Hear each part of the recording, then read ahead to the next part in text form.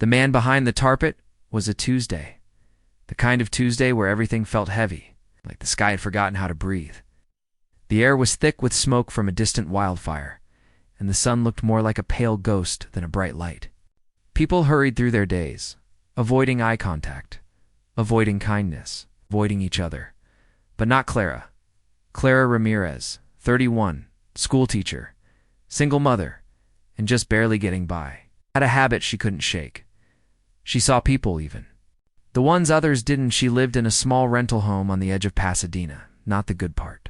Not the dangerous part either. Just the forgotten stretch where sidewalks cracked and mailboxes leaned tired against wooden posts. Her garage door didn't close right. It jammed halfway like an old man with a bad back. But she didn't have the money to fix it. It was the first thing the man noticed. He'd been sleeping behind a dumpster near the gas station for almost a week. No one looked twice at him. Most days he sat with his back against the wall, hoodie pulled low, head down, saying nothing. Sometimes he scribbled something in a small notebook with a broken pencil. That Tuesday evening, the wind had picked up. The sky threatened rain. As Clara pulled into her driveway after a long day of teaching second graders who didn't want to sit still, she noticed him. Not at first, just the shape of someone moving across her yard. Quick, quiet, her first instinct was fear, but then she saw the limp. He wasn't running, he was just trying to walk, and failing. Her garage door, stuck halfway open, gave him the perfect shelter, just for the night, she told herself. He won't bother anything. He's not doing drugs. He's not shouting. He's just tired. So she let it be. But before she walked inside with her grocery bags, she placed a folded blanket near the garage door. Quietly, without a word. When the sun rose the next morning, the blanket was folded again, and on top of it was a note written in the neatest handwriting she'd ever seen. Thank you. Won't stay long, I promise. No name, no mess. Just a soft apology on paper. She shrugged it off. People came and went in this world, but that night it was back, this time with a deeper limp. This time shivering, Clara sighed, grabbed a thermos of leftover soup from the fridge and placed it near the folded blanket. She didn't expect anything, but when she checked the next morning, the thermos was gone, and in its place, it's a single rose, not fresh, not fake, just a rose, slightly wilted, tied with a string. She found herself smiling on. The fourth night, it rained hard. Clara's power went out around midnight. Thunder cracked the sky. Her daughter, Sophia, only 6, cried in her bed. It's just noise, baby, Clara whispered, holding her close. But then she heard it coughing, deep, painful. From the garage, her heart clenched. He was still out there, and now he was sick. She grabbed her umbrella and stepped into the storm. The wind nearly blew the door shut behind her. She pulled open the half-broken garage door and saw him there huddled in the corner, covered in a thin blue tarp, shaking from cold and fever. She stepped forward. He looked up slowly. His face was mostly hidden under his hood, but his eyes were tired in a way that couldn't be faked. You're soaked, she said. He coughed again, said nothing. Clara stared at him, then finally said, You can come inside, just the laundry room. It's warm, there's a cot. We didn't move right away, then slowly nodded. Inside, she gave him dry clothes from a box of old donations she meant to give away months ago. He changed in the bathroom, came out wearing a flannel shirt and loose sweatpants. He still didn't say his name. She didn't ask. He slept in the laundry room. He curled on the cot with a blanket she hadn't used in years.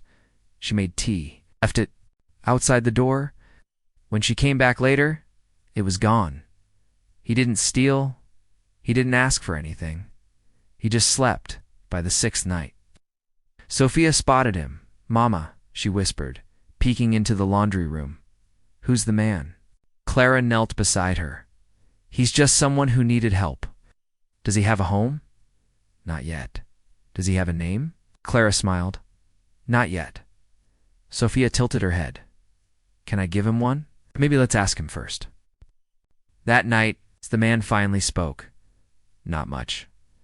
Just a quiet, raspy voice behind the cracked door. My name is Keanu. Clara paused, heart still. The name rang a bell. Of course it did. But it couldn't be. Not that Keanu, not the man from the movies, not the legend. This man was too quiet, worn, too human. She simply nodded. Double quotes, Keanu, she said. Nice to meet you, he whispered. Thank you for seeing me. And somehow, that mattered more than any name. On the seventh day, things changed. A black car parked across the street. Tinted windows. Engine humming got Clara noticed it during breakfast. By lunch it hadn't moved. That evening when she stepped outside to water the front plants, a man in a suit stepped out of the car and approached slowly. Evening, ma'am, he said politely. Has anyone unusual been seen around this area? Tall man, dark hair, maybe limping? Clara froze. Why? The man smiled faintly. Just routine. A friend of ours may be lost. He hasn't checked in.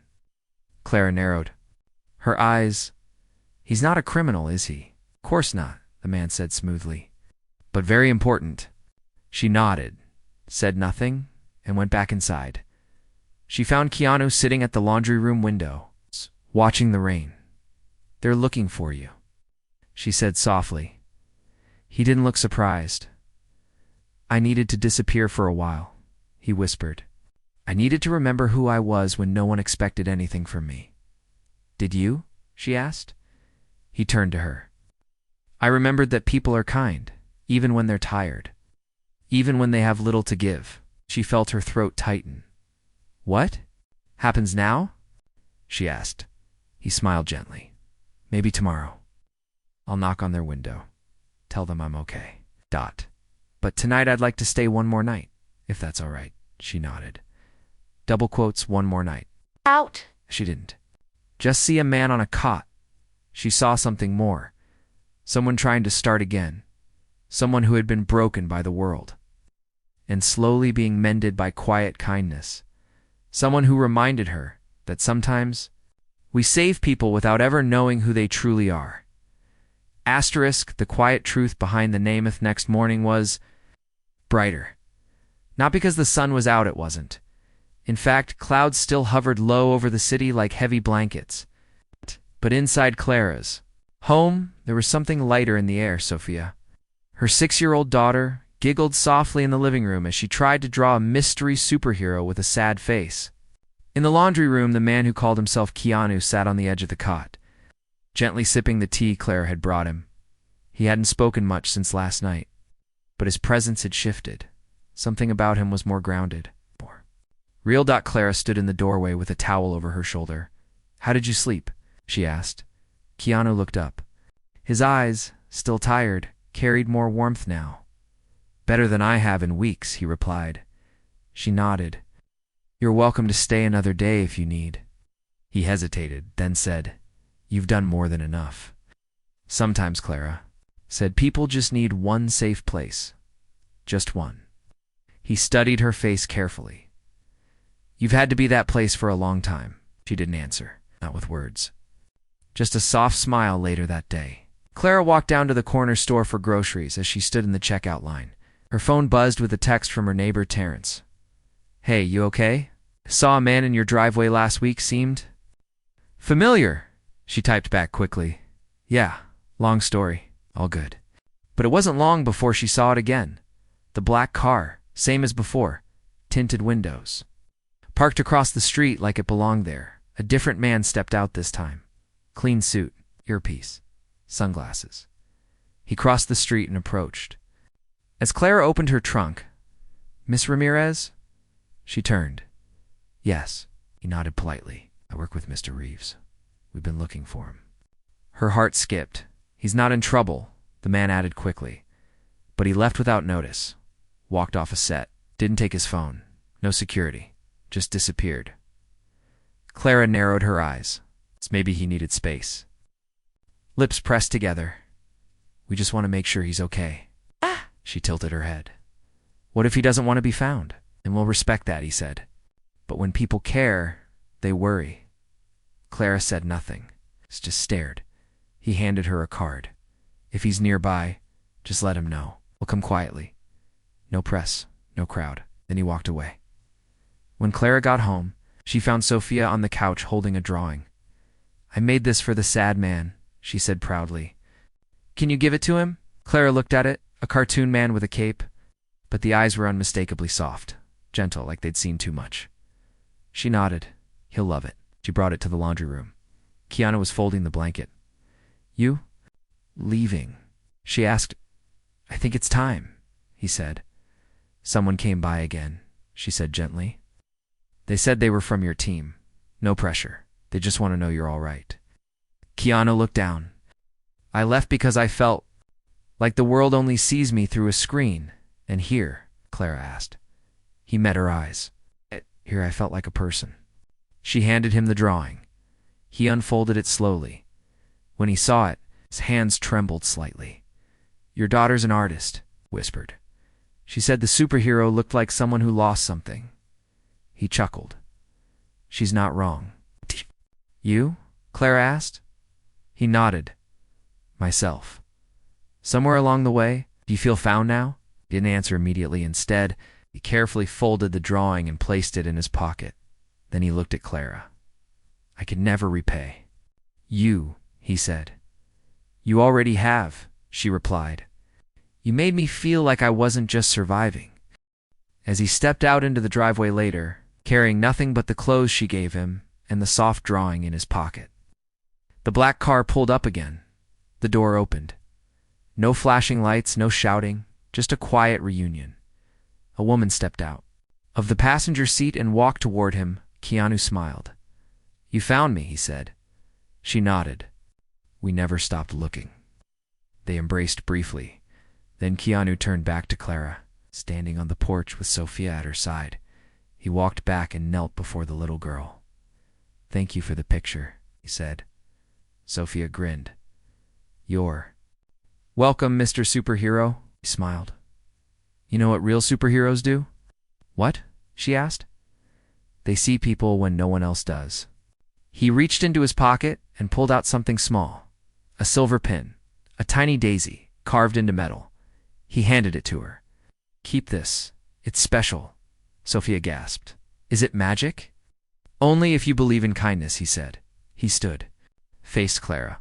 "I'll never forget this," he whispered.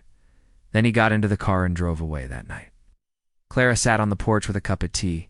Sophia was already asleep, the garage door still stuck halfway. But now, she smiled at it, because once upon a time, a stranger had chosen her garage as a hiding place. And in doing so, he helped her remember that even in the quietest corners of the world, lives can change. And sometimes people don't need saving. They just need to be seen. Asterisk a camera, a question.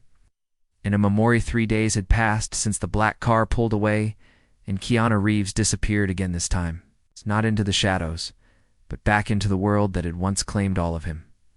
Clara thought things would return to normal, but something had changed. Not just in the house, but in her. In Sophia. In the space between what had been an ordinary life and what had quietly become a story neither of them would forget. On Saturday morning, as Clara cleaned the garage, now finally fixing the door herself with a borrowed toolkit, she found something beneath the cot where Keanu had slept. A small, black notebook. She opened it. No name, no dates, just page after page of soft, handwritten thoughts. Some were simple. Day 3. I didn't flinch when someone offered a blanket. Others were deeper. The world sees your face long after it forgets your heart. Clara sat down slowly on the floor, back against the wall, read the words like she was holding a fragile piece of someone's soul. Page after page, line after line. Then she reached the final entry. If this notebook is found, thank you. You saw me when I didn't know who I was. It reminded me I was worth being seen. Case she closed the notebook and held it to her chest.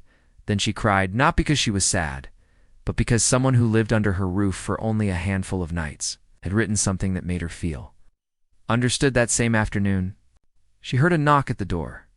Not loud, gentle, like someone testing if the world was ready to let them in. She opened it and found a young man holding a microphone.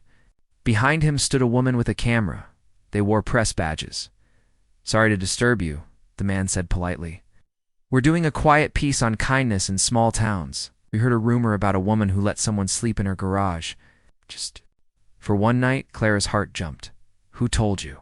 "Barista," he replied. Said a man came in, left a large tip, and told her about someone who reminded him the world still had good people. Clara hesitated. "We're not naming anyone." The woman with the camera added, "Just the story, just the heart of it." Clara looked back at Sophia, playing quietly on the rug with her crayons. Then she nodded. The story aired 3 days later. No names, no photos. Just soft narration over gentle video. A reenactment of a tired man in a hoodie, a quiet woman with tired eyes, a folded blanket, a thermos of soup, a small girl with crayons and laughter, and a line spoken clearly. Sometimes the best part of humanity hides in the people who have the least to give, and give anyway. Maria, Clara's coworker at school, ran into her during lunch break. "That was you, wasn't it?" she whispered. Clara just smiled. "It doesn't matter." "It does," Maria said, "because people needed to see that. Kindness doesn't always come from celebrities. Sometimes it comes from a woman fixing her garage door with one hand and holding the world together with the other." A week later, Sophia came home from school with a letter, a plain envelope. Stamp. No return address. Inside was a single sheet of paper, handwritten. "Tell your mom the door opened more than halfway. It opened a way out." Beneath it, a second note, drawn in pencil, a sketch of Sophia's superhero drawing now turned into a real comic panel, the cape, the sad eyes, the words, "Seen, saved, standing again." Sophia screamed with joy. "He wrote me a comic," she said. Clara laughed. "He really did." They framed the drawing and placed it in the hallway, but the surprises weren't done that Sunday. A man in work overalls pulled into the driveway. "With a truck full of tools?" "I'm here to fix your garage," he said. Clara blinked. "I didn't call anyone." "Someone named Johnny paid for the service," he said, reading off a note. "Said you'd know who it was." Johnny, the name Keanu used in several of his movie roles. She smiled and let the man work. By sunset, the door opened and closed like new, quiet, smooth, strong, like a chapter turned gently. The garage stayed empty. After that, not because she locked it, but because it had already done what it was meant to do. It gave someone rest. It gave someone shelter. It gave someone the space to remember who they were. And in return, it gave her something to prove that kindness still mattered. Proof that even the quietest homes can hold the loudest grace. And maybe, just maybe, the man who walked away from fame, even for a moment, had left behind more than just a notebook. He left behind a truth that sometimes the biggest stories start in the smallest places, and that even stars need a place to rest. Asterisk. Interview no one expected B. The time, a full month, had passed since the night Keanu Reeves left Clara's garage. She had stopped expecting anything else to come from it. The story had aired quietly. The local station segment had been watched by a few thousand people online, then shared across social media. People loved it, cried at it, forgot it, just like they always did. But for Clara, something stayed. Every time she opened the now smoothly working garage door, she remembered the shivering man with no demands. The soft voice, the thank you notes, folded like small prayers, drawing Sophia made, now carefully hung near the front door. Life had returned to normal. Almost, until a call came in. She was in the middle of preparing a lesson on butterflies for her second grade class, when her phone buzzed with an unknown number. She let it go to voicemail, but the message that followed made her hand freeze midair.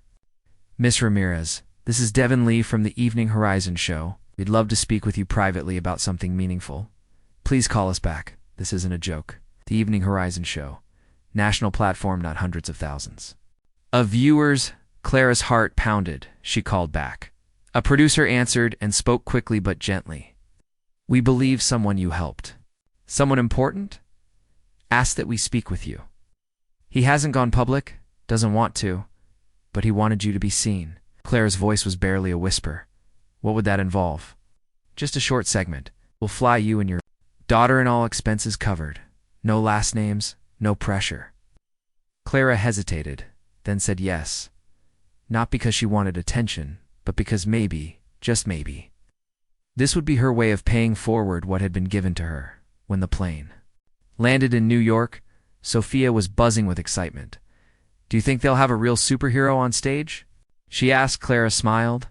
"I think maybe they already did." Studio was warmer than she expected. Lights everywhere, makeup artists moving quickly, cameras rolling in the distance. The host, a kind woman named Lucy, came to greet her personally.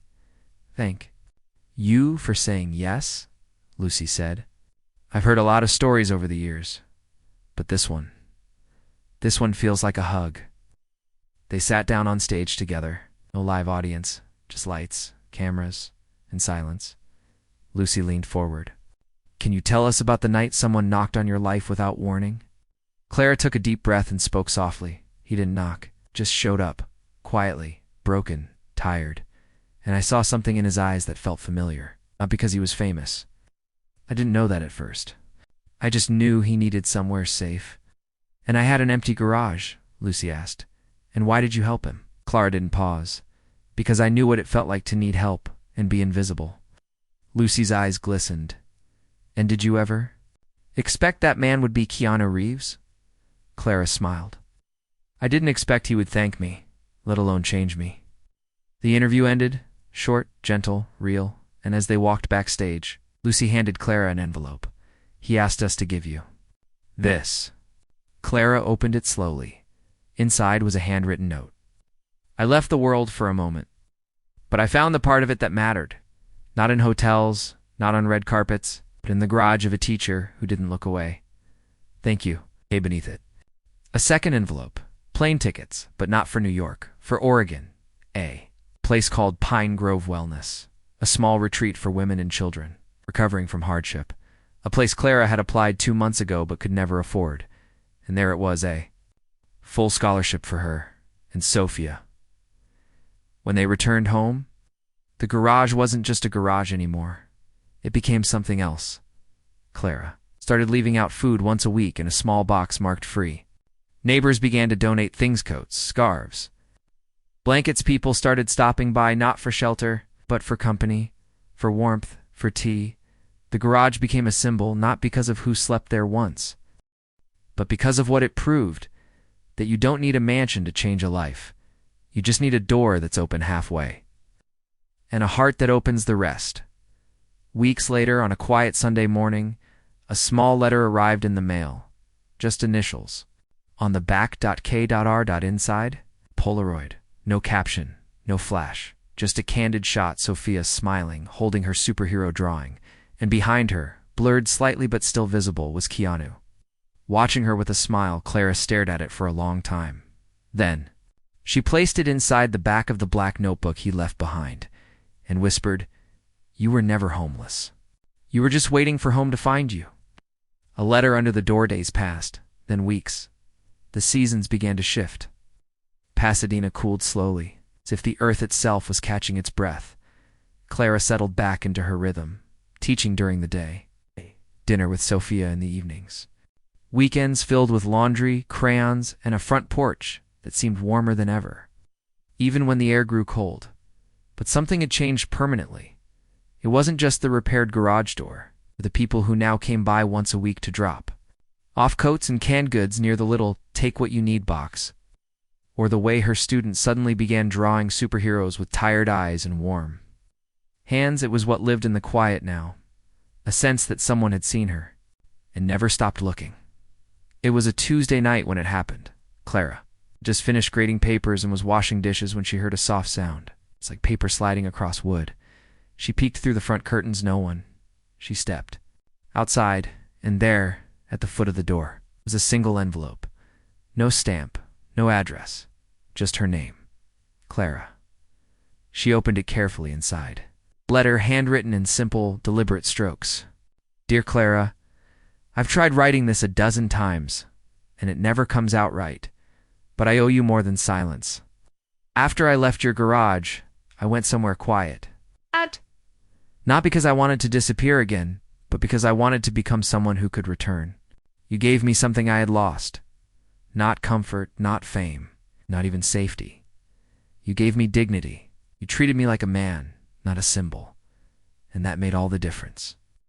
I've begun writing again. Not scripts, not interviews, real things. Things I didn't know I still had inside. Your daughter's drawing is framed in my studio. Every morning it reminds me that even heroes can have sad eyes and still keep going. I hope you'll let me do something for you now. Clara's fingers trembled as she turned the page. You once said people just need one safe place, so I've bought one. It's small, simple, a building on Maple and 3rd. We've named it the halfway house because that's all some people need. A halfway place. A halfway chance. It will offer meals, job support, childcare, and books. Books filled with your lesson plans. The ones I read when I came across your desk in the garage. They were filled with hope and structure and light. We want you to run the education room. On your terms. Part-time. Paid. If you say no, that's okay. But if you say yes, just show up next Monday. The key will be waiting. Thank you again for opening the door halfway. Clara pressed the letter to her chest. She didn't cry this time. She simply stood in the doorway, feeling the breeze on her face, and smiled. Monday came. She took Sophia's hand and walked to the corner of Maple and 3rd. The building stood. Quiet, humble, not grand, but the sign above the door glowed, softly in the morning light. The halfway house for those in between the storms. The front door was unlocked. A young woman at the desk looked up. You must be Clara. Clara nodded. There's something waiting for you in the back. She walked through the hall slowly, to every step echoing with memory. When she reached the last room, she opened the door and stopped. The walls were filled with artwork, childlike sketches, crayon poems, simple chalk drawings of flowers. A bookshelf stood tall in the corner, filled with children's stories and hand-labeled binders, and on the center table, a key taped beneath it, another note. This classroom is yours now, because someone believed in me when I forgot how to believe in myself. And now you'll remind others they matter, just like you reminded me. Months later, the halfway house became more than a shelter. It became a movement. Local news covered it. Volunteers arrived with open hearts. Parents found new chances. Children found new teachers. And in every corner, a little bit of Clara remained one day. A woman asked her, "Do you ever miss that quiet life before all this happened?" Clara laughed softly. "No," she said, "because my life didn't get louder. It just started echoing more." Echoing what? Hope. And as for Keanu, he never came back in a grand way. No public speeches, no spotlights. But every few weeks, a small package would arrive. One time a stack of books. One time a note with just 4 words. You still saved me. Once. A photo. Sophia S. Superhero. Drawing now painted into a giant mural in downtown Los Angeles. Beneath it, a line in gold. Kindness doesn't knock. It waits until someone opens the door. Asterisk, the day the world found out, be the time spring painted color back into the city. The halfway house was full of life.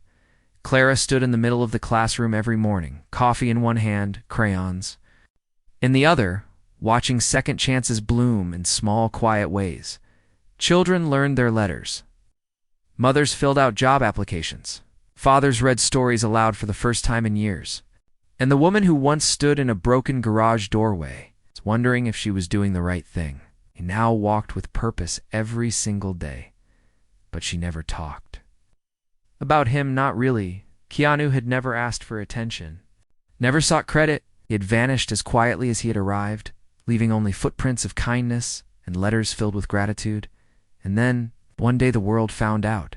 It started with a photo taken by a volunteer during cleanup day at the halfway house. The photo showed Clara standing in front of the mural Sophia's superhero drawing, now painted 12 feet tall on the outer wall. It was posted to a community page. No hashtags. No names, just a line. This woman opened her garage one night. Now she opens the world. The post quietly made its way across social media. Then someone reposted it with a comment. I know this story. I lived part of it. The username was Quiet Anonymous. But the profile picture was unmistakable. Keanu Reeves. Within hours, the post exploded. Millions of views, thousands of shares, people begging for details, interviews, confirmation. But the only thing Keanu posted again was this: the real hero isn't me. It's the woman who had almost nothing and still gave. And her daughter, who drew a sad superhero and reminded me who I really was. Calls flooded in. News outlets. Radio segments, podcasts. Clara turned them all down until she was invited to speak at a community hero night in her own city. No cameras, no press, just people. People like her. People who had opened doors and found stories waiting behind them. That night, she wore the same jacket she had worn the night she first left soup in the garage. She stood under a small string of lights.